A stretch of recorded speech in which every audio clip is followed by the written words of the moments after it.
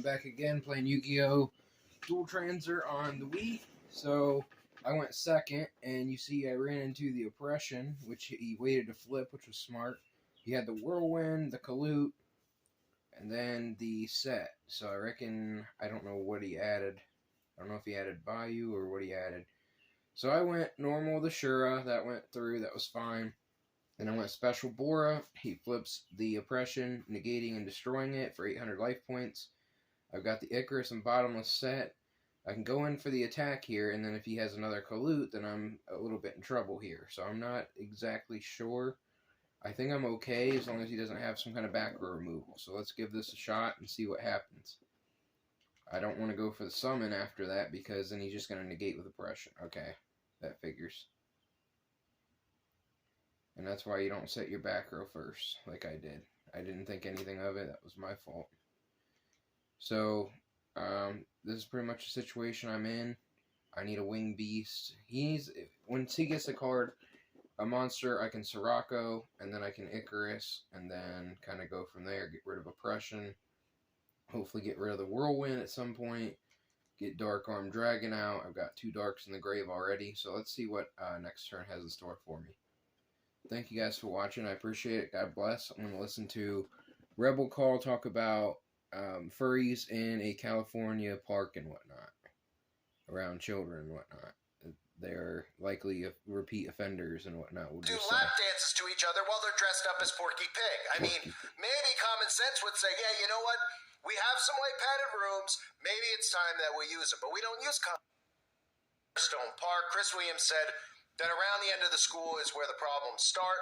This whole week I've given up everything I have to do. The principal didn't get back to me or other parents. The past week, furries have been arriving at the park conveniently when school's out. You know, don't be suspicious of that. I mean, where's Chris Hansen? Do we have to catch a predator? Oh, you can't because furries are protective people, right? You know, you can't say anything because it's hateful for you to say something and to be suspicious of what we're assuming are grown-ups who are dressing up as furries, okay, as like wolves and whatever else these things are, and they're sitting outside of a school. You don't think that's called targeting? No? You don't think that's called targeting? I mean, it makes me think of something that I used to call private justice that needs to clearly be enforced in the United States of America. Because if, the police and nobody else, and we know they're not going to do anything because this whole thing has been set up to be destroyed, right? And we all know the Fraternal Order of Police aren't going to do anything to help civilians. In fact, all the government's going to do is enhance the problem and tell you that this is normal and people like me or you should be silenced for saying, hey, we should probably look out for our kids, especially if grown-ups dressing up as Bugs Bunny are outside the school and in their spare time they like to do lap dances to each other while they're dressed up as Porky Pig. I mean, maybe common sense would say, yeah, you know what? We have some white padded rooms. Maybe it's time that we use them. But we don't use common sense anymore. Not in a communist society. Of course, the white padded rooms are for all the sane people who are deemed hateful, who are deemed a threat to democracy, etc., etc., etc., right? So goes on to say, these people are causing trouble. They're making TikTok videos, as you heard him say earlier. They have satanic pentagrams, and the fact that we don't know who they are. That is a concern, right? Maybe we get the digital ID on the furries so we can figure out who they are, right? I mean, we know who the predators are anyway. Like I said, they identify a certain way. But his concern was further amplified when he was shown a suggestive TikTok of one of the costume personas. Williams said the video is of a costume persona shooting a room up and turning the gun on herself. Another parent who wanted to remain anonymous expressed worry over the individuals arriving during a time of day when most young children were out at the park. Quote, we are aware of the costume individuals commonly referred to as furries being spotted at parks near 2 of our schools. The furries are not breaking any laws by being dressed up in the public park. These parks are not part of the school grounds. Okay, well, what if, though, right? What if there was somebody who is, you don't know who they are, right? Because they're in a costume. So how do you not know it's a repeat offender or a criminal under the costume? You don't know.